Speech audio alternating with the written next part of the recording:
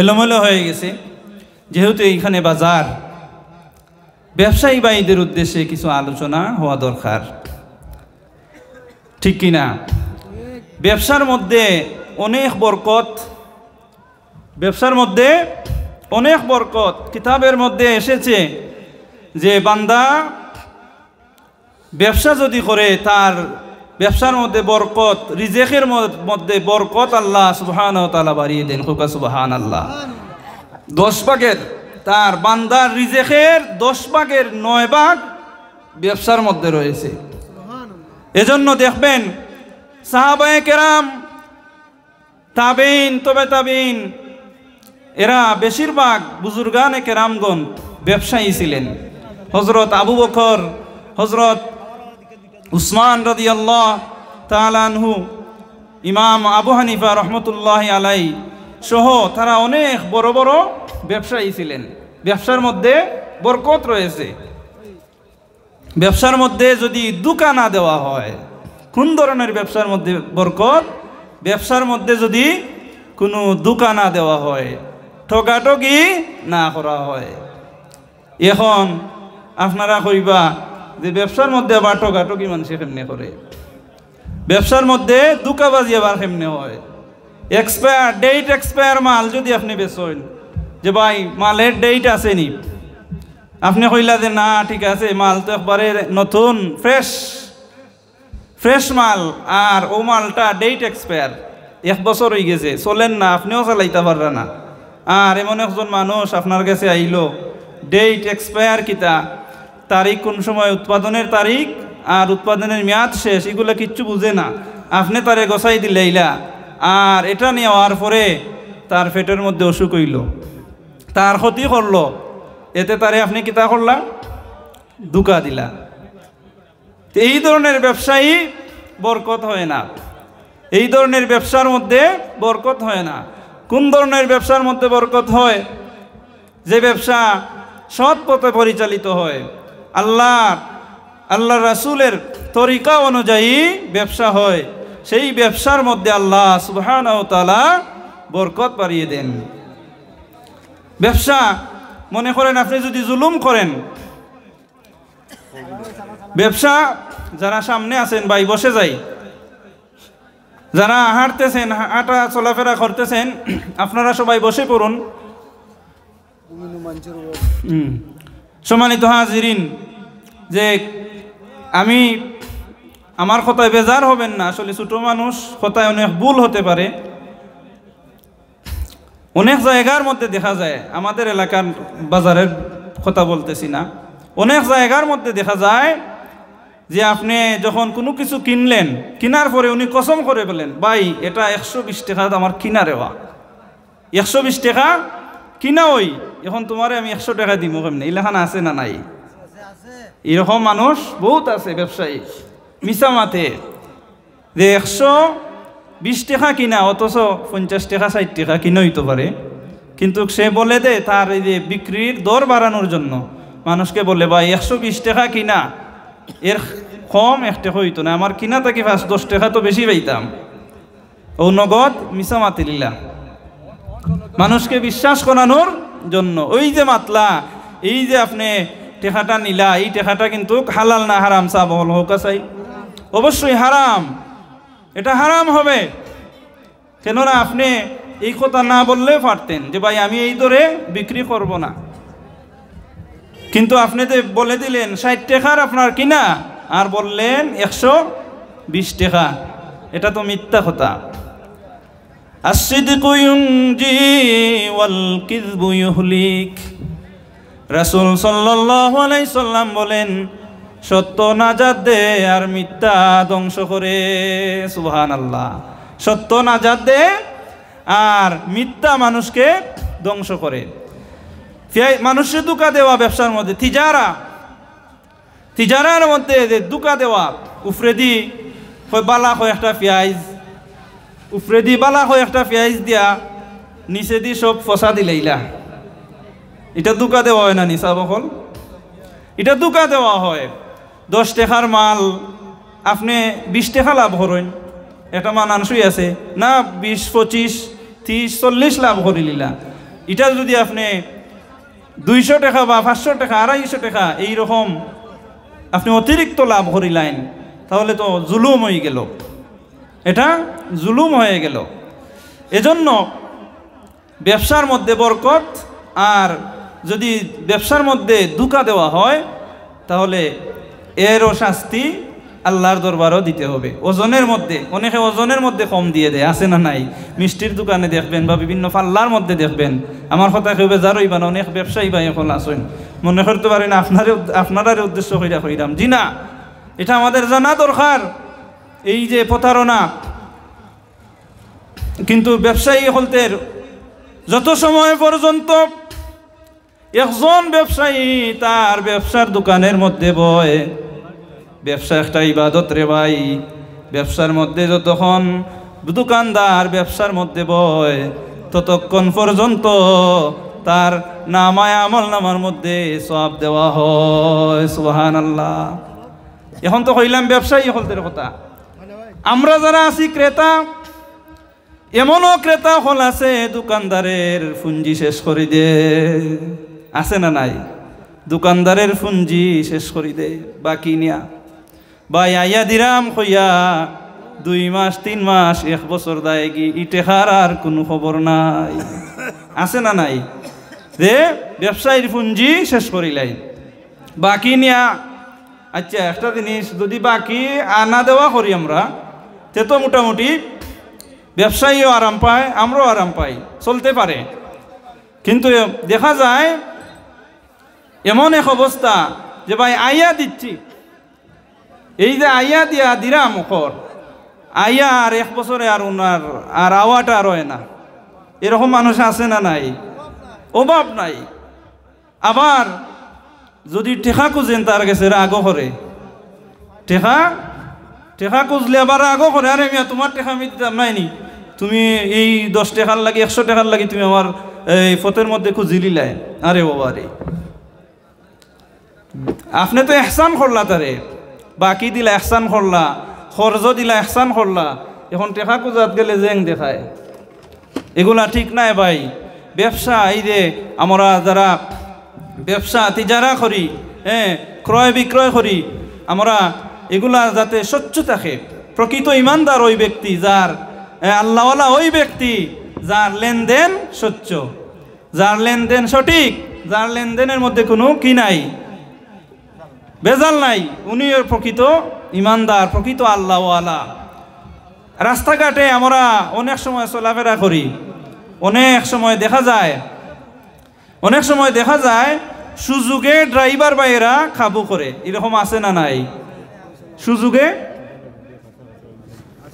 প্রধান অতিথি আমাদের মাহফিলের কাছেই আছেন, ইনশাআল্লাহ কিছুক্ষণের মধ্যে উনি আসবেন। এখনো যারা অযথা ঘোরাফেরা করতেছেন, মেহেরবানি করে আপনারা প্যান্ডেলে আসুন। উনি আসতেছেন, আজকের যে ব্যক্তি আসতেছেন একজন ওলির আওলাদ, ওলির নাতি আল্লামা ফুলতলি সাহেব কিবলা রহমতুল্লাহ আলাইহির সুযোগ্য নাতি আহমদ হাসান চৌধুরী সাহেব ফুলতলি। সুবহানাল্লাহ। এই ধরনের মানুষ জমিনও থাকা, আল্লাহ যেন তাদেরকে নেক হায়াত দান করেন, সবাই বলে আমিন। আল্লাহওয়ালা মানুষ আমাদের সমাজ থেকে উঠে যাইরা চাবহল, আল্লাহওয়ালা মানুষের খুব অভাব। এই যে আমরা অনেক সময় ওয়াজ করি, ওয়াজের ময়দানে অনেক সময় ওয়াজ করি, কিন্তু ভয় লাগে, অনেক সময় আমল করতে পারি না। আপনাদের সামনে তো খুব বড় গলায় ওয়াজ করে গেলাম, কিন্তু যদি ওয়াজটা আমি বাস্তবে পালন না করি তাহলে এর জন্য আল্লাহর দরবারে জবাব দিয়ে করতে হবে। লিমা তাকুলুনা মা লা তাফআলুন, এমন কথা তুমি কেন বলো যা করো না। এখন আমি নামাজের হুকুম দিলাম, ব্যবসা বাণিজ্যের ওয়াজ করলাম, এখন আমি নিজেই যদি ঠিক না থাকি তাহলে আল্লাহ সুবহানাহু ওয়া তাআলা কিয়ামতের দিন আমার জিহ্বা কাটবেন। এজন্য আপনাকে আমাকে সবাইকে যেন আল্লাহ মানার তৌফিক দান করেন, সবাই বলি আমিন। যে কথাটি বলতেছিলাম, অনেক সময় দেখা যায় রাস্তাঘাটে চলতে ফিরতে অনেক সময় ড্রাইভার ভাইয়েরা অনেক সময় দেখা যায় যে 100 টাকার ভাড়া, মনে করেন যে দূর থেকে একজন মানুষ আসলো, আনসিনা মানুষ, উনি ভাড়া কত, নবীগঞ্জ থেকে আনগাঁও, উনি জানেন না। এখন আপনি বুঝতে পারলেন এই লোকটাই অত্র এলাকার নয়। এখন এখানে ভাড়া ধরেন 50 টাকা, আপনি তার কাছ থেকে নিয়ে নিলেন 300 টাকা, এটা জুলুম হবে না? 50 টাকার ভাড়া তার কাছ থেকে যদি আপনি 150 টাকা নেন তাহলে তো জুলুম, 300 টাকা নিলে আরো বড় জুলুম। এই ধরনের প্রতারণাও আমরা মাঝে মাঝে হই কি না হই? আরে ভাই, আল্লাহ সুবহানাহু ওয়া তাআলা বিসমিল্লাহ বলে যদি আপনি দোকান শুরু করেন, বিসমিল্লাহ বলে যদি আপনি ড্রাইভিং শুরু করেন, কোনো মানুষদেরকে যদি আপনি ঠকান না, ওজনে কম দেন না, বেশি বাড়া জুলুম করেন না, এই ড্রাইভিংয়ের মধ্যে, এই দোকানদারির মধ্যে যতক্ষণ আপনি থাকবেন ততক্ষণ নফল ইবাদতের সওয়াব আর আপনার রিজিকের মধ্যে বরকত আল্লাহ সুবহানাহু ওয়া তাআলা বাড়িয়ে দিবেন। এজন্য এইগুলা থেকে যেন আমরা বিরত থাকি, এইগুলা থেকে যেন আমরা বিরত থাকি আর মানুষের সাথে সুন্দর আচরণ করি। সম্মানিত হাজিরিন, যে সূরাটি তেলাওয়াত করেছি, ওয়াস-সামাই যাতিল বুরুজি ওয়াল ইয়াউমিল মাউউদি ওয়া শাহিদিন ওয়া মাশহুদ, কুতিলা আসহাবুল উখদুদ আন-নারি যাতিল ওয়াকুদ। কুতিলা আসহাবুল উখদুদ, আল্লাহ সুবহানাহু ওয়া তাআলা বলেন, ধ্বংস হোক, ধ্বংস হোক কুফমণ্ডের অধিপতিদের, আন-নারি যাতিল ওয়াকুদ, যারা অগ্নিকুণ্ডের মধ্যে ইন্ধন জুগিয়েছিল। এইখানে তাফসীরকারগণ একটা ঘটনার উল্লেখ করেছেন, মুফাসসিরিনে কেরামগণ একটি ঘটনার উল্লেখ করেছেন। এইখানে ইয়ামেন দেশের একজন বাদশাহ, ইয়ামেন দেশের সানা প্রদেশের একজন বাদশাহ ছিল, তার নাম ছিল জুলিয়াস। অন্যান্য তাফসীরকারগণ আরেকটি অন্য নাম বলেছেন, তার নাম ছিল জুলিয়াস। এই প্রদেশের সানা প্রদেশ ইয়ামেনের ঘটনাটি হলো, ঈসা আলাইহিস সালাতু ওয়াস সালাম দুনিয়া থেকে চলে যাওয়ার পরে আর আমাদের নবী মুহাম্মদুর রাসূলুল্লাহ সাল্লাল্লাহু আলাইহি সাল্লামের আগমনের পূর্বের ঘটনা। এই সময় জাহেলিয়াতের যুগ ছিল। এই সময় ওই বাদশাহ তার প্রদেশের মধ্যে সে ঘোষণা দিল, আমি হলাম খোদা। এই প্রদেশের মধ্যে, এই রাজ্যের মধ্যে যারা বসবাস করবে আমার কথা অনুযায়ী চলতে হবে, আমার কথা অনুযায়ী উঠতে হবে, বসতে হবে, মানতে হবে, আমাকে খোদা দাবি করতে হবে। আর যদি এর কেউ বিরোধিতা করে তাহলে সে তাকে জীবন্ত খেটে ফেলতো। এই ধরনের জালিম বাদশাহ ছিল জুলিয়াস। তখন এই যে জুলিয়াসের একজন, সেই সময় জাদুবিদ্যার খুব একটা প্রভাব ছিল। সেই সময় তার এলাকার জাদুবিদ্যার খুব প্রভাব ছিল। জাদু মানুষে খুব শিখত, জাদু, এই যে যৌতিক দ্বারা গণক। তখন তার যে দরবারের গণক ছিল, এই গণক মুরব্বী, বুড়ো হয়ে গেছেন, বয়স হয়ে গেছে। উনি বললেন, বাদশাহ আমি তো, আমার বয়স হয়ে গেছে, না জানি কোন দিন আমার মৌত এসে যায়, হায়াত শেষ হয়ে যায়, তো আমি চাচ্ছি আমি মারা যাওয়ার আগে আপনার দরবারে একজন জাদুকর, একজন আমার শীর্ষ রেখে যেতে যাই, যে আমি মারা যাওয়ার পরে আপনার রাজ্যের সে জাদুবিদ্যা টিকিয়ে রাখতে পারে। এজন্য এমন একজন বিচক্ষণ লোক, চালাক লোক আপনি আমাকে দেন, যাতে আমি তাকে জাদুবিদ্যা শিখিয়ে দিতে পারি। তখন এইরকম সবরে তো আর দেওয়া যায় না, চালাক মানুষ লাগবে যারা এক বুঝলে এক কইলে তিন বুঝে, এরকম মানুষ আছে না নাই? বয়স 10 কিন্তু বুঝে 25-এর মতো, 25 বছরের মানুষের মতো। আবার 30 বছরের মানুষ ওই দেখা যায় 10 বছরের বাচ্চার মতো কিছু বুঝে না। তো উনি বললেন যে ওই ধরনের বিচক্ষণ চালাক চতুর একজন বালক আমাকে এনে দিন, তাকে আমি কি করব? বা জাদুবিদ্যা শিখিয়ে দিব। আর আমাদের সমাজে দেখবেন এই ধরনের চঞ্চল মানুষ, চঞ্চল এই যে চালাক, কম বয়স কিন্তু তার বুদ্ধির প্রখরতা অনেক বেশি আছে না নাই? এক উদাহরণ দিলে বুঝবেন। এক মুরব্বী, উনি গফিয়াল মুরব্বী আছেন না? অনেক মানুষ গফ দেন, বড় বড় লম্বা লম্বা গফ দেন, যেই যে যা দেখতেছেন তা সব আমার অমুক, আমার তমুক, এইরকম অনেকে গফ দেন, বড় বড় লম্বা লম্বা গফ দেন। তো এক মুরব্বী এই গিয়ে বললেন এক বাড়িতে, এক ছেলেকে গিয়ে বললেন, এই ছেলে, তোমার বাবা কোথায়? উনি বললেন, ছেলেটা বলল যে না, বাবা তো বাড়িতে রয়েছেন, কি দরকার আমাকে বলো। মুরব্বী বললেন যে তোমার কাছে বলে আমার কি হবে, তোমার বাবার সাথে আমার দরকার। এই ছেলেটা বলল, বাবা এখন আসতে পারবেন না, যা বলার আমার কাছে বলুন। এই মুরব্বী, গফিয়াল মুরব্বী, উনি বললেন যে আমার তো হাতের লাঠিটা আমি চেঞ্জ করতাম, বদলাইতাম। তো তোমরা এখানে একটা পুরানা গাছ আছে, 100 বছরের গাছ, বড় গাছ, এই গাছটা নেওয়ার জন্য আসছি, এই গাছ দিয়ে আমি লাঠি বানাইতাম। কত বড় একটা গফ নানি। উনিও ছেলেকে চিনতে পারেন নাই। ছেলে বলল, না না, এই গাছ দেওয়া যাবে না, এই গাছ দেওয়া যাবে না, এই গাছ দিয়ে আমার বাবা বলেছেন এই গাছ দিয়ে ওনার দাঁতের খিলাল বানাইবে, গাছ দিয়ে দাঁতের খিলাল বানাইবে। এখন খার কাছে গিয়ে উনি গোফটা মারলেন, হ্যাঁ, ডাব দেখাইলেন, বড় বড় কথা বললেন যে এখন দেখেন উনার চাইতে আরো বড় মাতব্বর এই ছোট বাচ্চা। তো এই ধরনের বাচ্চা আছে না নাই?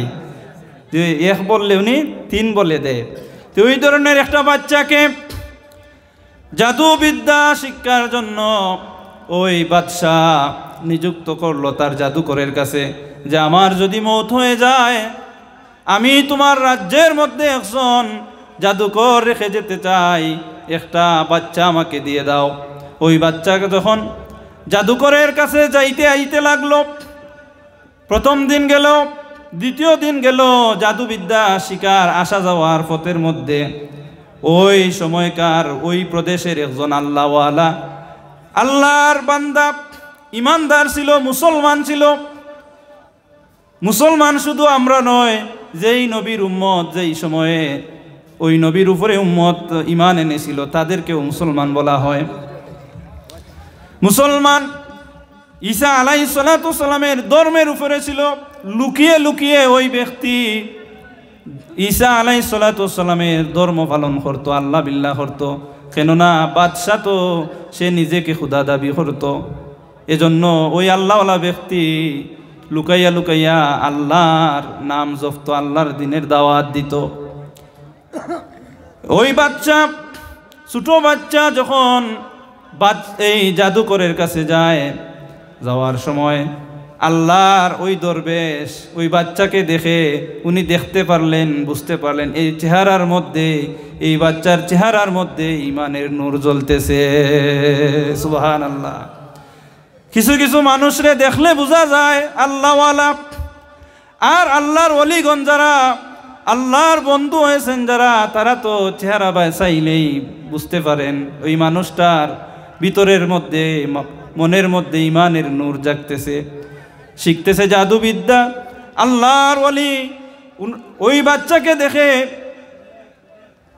উনি মনে মনে ভাবলেন একে ইমানের তলে, ছায়া তলে আনতে হবে। আর একে যদি ইমানের ছায়া তলে আনতে পারি, তাহলে আল্লাহর দিন হয়তো তার দ্বারা এই জমিনের মধ্যে প্রতিষ্ঠিত হতে পারে। এই দরবেশ যখন এই বাচ্চাটা জাদুকরের কাছে তৃতীয় দিন যাইতে লাগলো, প্রতিমধ্যে দরবেশ বাচ্চার সাথে সাক্ষাৎ করলেন। বাচ্চাকে বললেন, ওহে বাচ্চা, ওহে আল্লাহর বান্দা, তুমি কোথায় যাচ্ছ?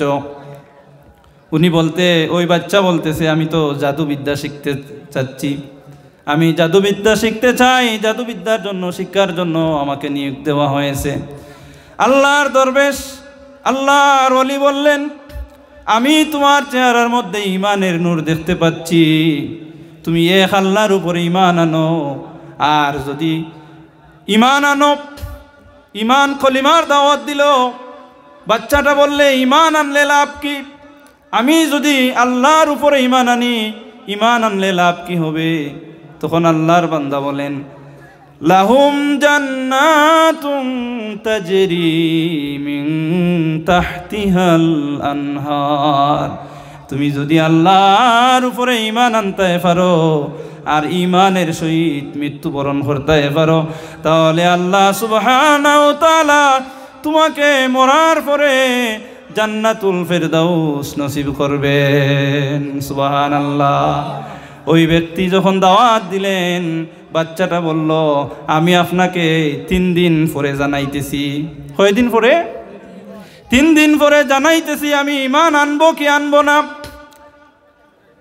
এর মধ্যে যখন এর পরের দিন ওই বাচ্চাটা জাদুকরের কাছে যাইতে লাগলো জাদু শিক্ষার জন্য, প্রতিমধ্যে গিয়ে দেখলো ভিড় হয়ে গেছে।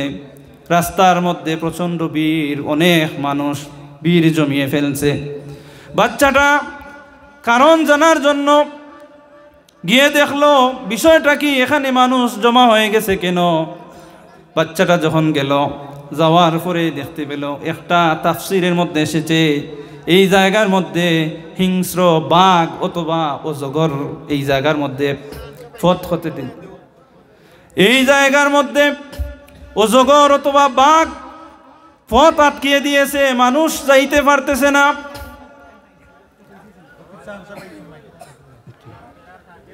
সম্মানিত উপস্থিতি, আমাদের মাহফিলের সম্মানিত প্রধান অতিথি আমাদের মধ্যে উপস্থিত হয়ে গেছেন।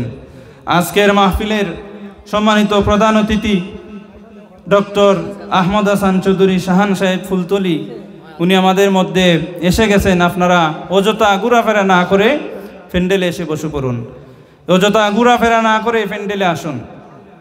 সম্মানিত হাজিরিন, ওই বাচ্চাটা দেখতে পারলো বাঘ রাস্তা আটকিয়ে ফেলছে, কেউ সরাতে পারছে না। প্রশাসনের লোক এসেও গুলি করেও কোনোভাবেই সরানো যাচ্ছে না। মনে মনে ওই বাচ্চাটা ভাবলো, আমি জুলিয়াস, যেই জুলুমকারী বাদশাহ আসে নিজেকে খুদা দাবি করে, তার নামে একটা পাথর আমি নিক্ষেপ করব। আর ওই আল্লাহর ওলি দরবেশ যে ব্যক্তি কালিমার দাওয়াত দিয়েছে, তার আল্লাহর নামের একটা আমি পাথর মারব। আর এখানেই আমি দেখব কার কতটুকু পাওয়ার। বাচ্চাটা প্রথম পাথর মারল, কার নাম নিয়ে? বাদশার নাম নিয়ে। বাঘকে ঠেকবে দূরের কথা, বাঘের কাছে যাইবে দূরের কথা, প্রতিমধ্যেই অর্ধ রাস্তায় গিয়ে আর যায় না। আর যেই সময়ে আল্লাহর বান্দা আল্লাহর একাত্মবাদের নাম নিয়ে, আল্লাহর নাম নিয়ে এই বাঘের উপরে পাথরটা ছুড়ল, সঙ্গে সঙ্গে পাথর মারার পরে সঙ্গে সঙ্গে বাঘের উপরে গিয়ে পাথরটা পড়ল। পড়ার সাথে সাথে বাঘ মারা গেল। বাঘ মারা যাওয়ার পরে রাস্তাটা ক্লিয়ার হয়ে গেল। আর এই বান্দার কারামত আল্লাহ সুবহানাহু ওয়া তাআলা ঈসা আলাইহিস সালাতু ওয়াস সালামের কারামত এই বান্দার মাধ্যমে প্রকাশ করলেন। সুবহানাল্লাহ। বাতাসে আল্লাহর কথা শুনেনি, বাতাসে আল্লাহর কথা শুনে, জমিনে আল্লাহর কথা শুনে, পানিও আল্লাহর কথা শুনে। সেই যখন ইটাটা মারলো, বাতাসে আল্লাহর হুকুম পেয়ে বাতাস সঙ্গে সঙ্গে বাঘের উপরে নিয়ে নিক্ষেপ করলেন। পশু পাখি যা কিছু আছে সব কিছু আল্লাহর কথা শুনে, আল্লাহর জিকির করে তারা। সুবহানাল্লাহ। যেই সময় এই অলৌকিক ঘটনা প্রকাশ পেল, মানুষ অলৌকিক ঘটনা প্রকাশ পাওয়ার পরে আশ্চর্যান্বিত হয়ে গেল, সবাই অবাক হয়ে গেল। খের এই যুবক, অবশ্যই এই যুবকের মধ্যে কোনো কিছু আছে।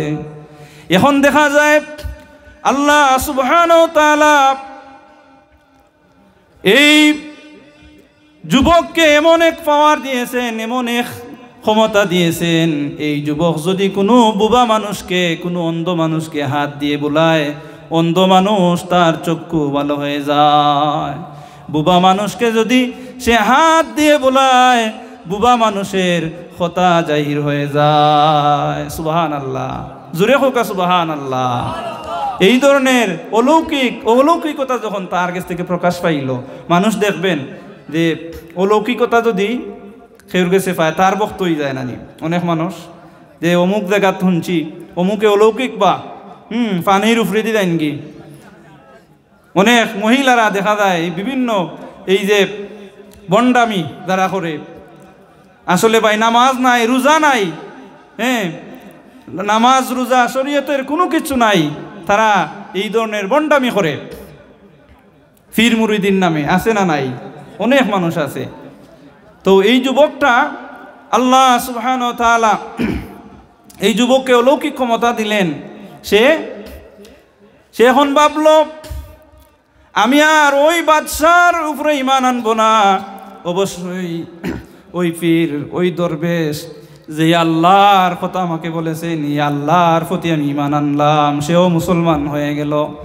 মুসলমান হওয়ার পরে ওই বাদশার মন্ত্রী, সে বয়স্ক ছিল। বয়স্কজনিত কারণে, বার্ধক্যজনিত কারণে তার দুটি চোখ অন্ধ হয়ে গিয়েছিল। সে খবর পেল তা এই রাজ্যের মধ্যে একজন মানুষ আছে, সে যদি হাত বুলিয়ে দেয় তাহলে তার হাত বুলানোর দ্বারা চক্ষু ভালো হয়ে যায়, বুবা মানুষ ভালো হয়ে যায়। সুবহানাল্লাহ। ওই রাজার, বাদশার মন্ত্রী ওই ছেলেটার কাছে গেল। যাওয়ার পরে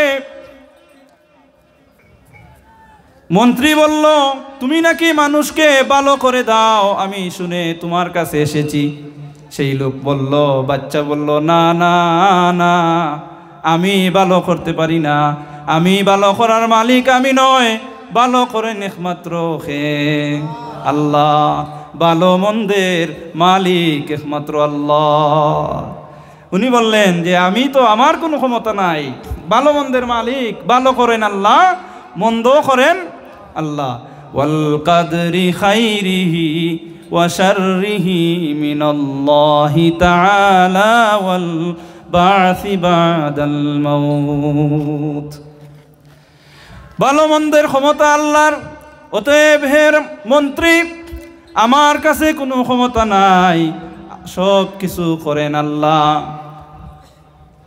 উনি মন্ত্রী বুঝে গেলেন এই রাজ্যের মধ্যে বাদশার আর রাজত্ব চলবে না, মুসলমানদের সংখ্যা বেড়ে গেছে, আল্লাহর একাত্মবাদের সংখ্যা বেড়ে গেছে।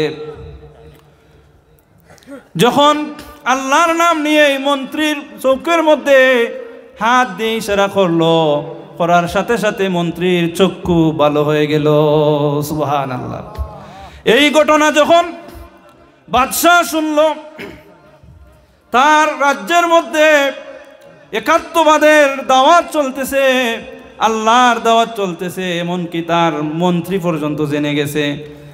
বাদশাহ যখন শুনল এইরকম ঘটনা, তখন সর্বপ্রথম, ঘটনা সংক্ষেপ করে বলতেছি, সর্বপ্রথম ওই বাচ্চাকে যে ইমানের দাওয়াত দিয়েছিল, ইমানদার বানিয়েছিল, দরবেশ, পথের মধ্যে যে দরবেশ, উনাকে, এই বাচ্চাকে আল্লাহর দাওয়াত দিয়েছিল।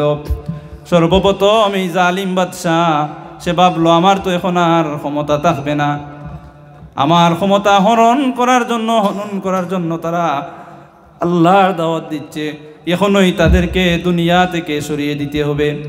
এই কথা যখন মনে মনে ভাবলো, সর্বপ্রথম ওই আল্লাহর ওলিকে সে দুনিয়া থেকে শহীদ করে দিল, কতল করে দিল, হত্যা করে দিল।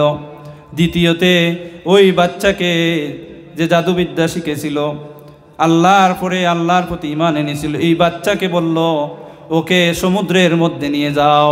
সমুদ্রের মধ্যে নিয়ে গিয়ে পাথর দিয়ে ওকে সমুদ্রের মধ্যে ফেলে আসো, যাতে এই সমুদ্রের মধ্যে সে মারা যায়।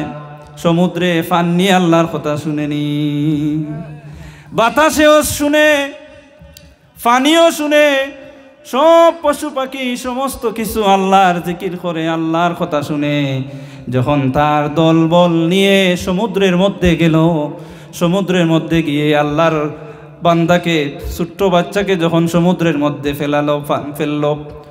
ফেলার সাথে সাথে আল্লাহর পক্ষ থেকে ঘূর্ণিঝড় আসলো, বাতাস আসলো। বাতাস আসার সাথে সাথে ওই জুলুমকারী বাদশার সমস্ত সৈন্য মারা গেল, কিন্তু আল্লাহর এই বান্দার কোনো কিছুই হলো না। সুবহানাল্লাহ, জুরে মুকা সুবহানাল্লাহ। আল্লাহর এই বান্দার কোনো কিছুই হলো না। এই ঘটনা দেখে বাদশাহ অবাক হয়ে গেল, হায় রে হায়, আমার অনেক অনেক সৈন্য মারা গেল, ওকে তো আমি যে কোনোভাবেই হোক মারতে হবে। এবার বলল না,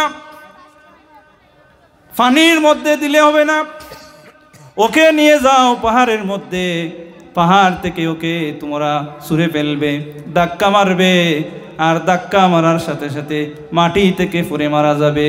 এখন বলুন, পাহাড় আল্লাহর কথা শুনেনি? পাহাড়ও আল্লাহর কথা শুনে।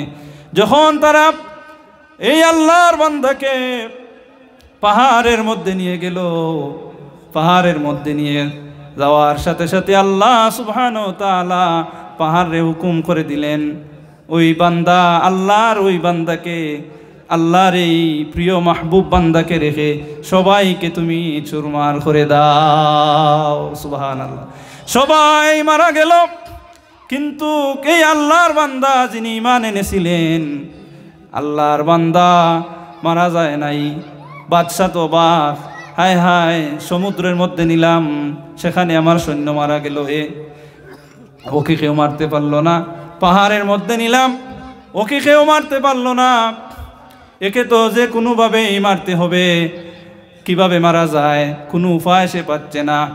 তখন আল্লাহর এই বান্দা ওই বাদশাকে ডেকে বলল, তুমি কোনোভাবেই আমাকে মারতে পারবে না, তুমি যদি একটা পদ্ধতি অবলম্বন করো তাহলে তুমি আমাকে মারতে পারবে। পদ্ধতি যদি একটা অবলম্বন করো তাহলে আমারে মারতে পারবে, আর নাই পৃথিবীর কোনো শক্তি আমাকে মারতে পারবে না। তখন ওই বান্দা, সম্মানিত হাজিরিন,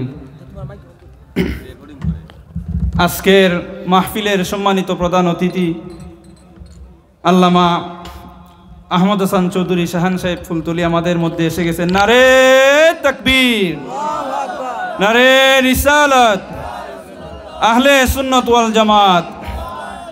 প্রধান অতিথির আগমন, শুভেচ্ছার স্বাগত হিলফুল ফুজুল যুব সংঘের পক্ষ থেকে লাল গোলাপ শুভেচ্ছা। সম্মানিত হাজিরিন, আমি এখানেই আমার বক্তব্য শেষ করলাম। আল্লাহ সুবহানাহু ওয়া তাআলা যেন আমাদেরকে আমল করার তৌফিক দান করেন, সবাই বলি আমিন। যে এই ঘটনাটি বলার উদ্দেশ্য হলো, সম্মানিত হাজিরিন, যে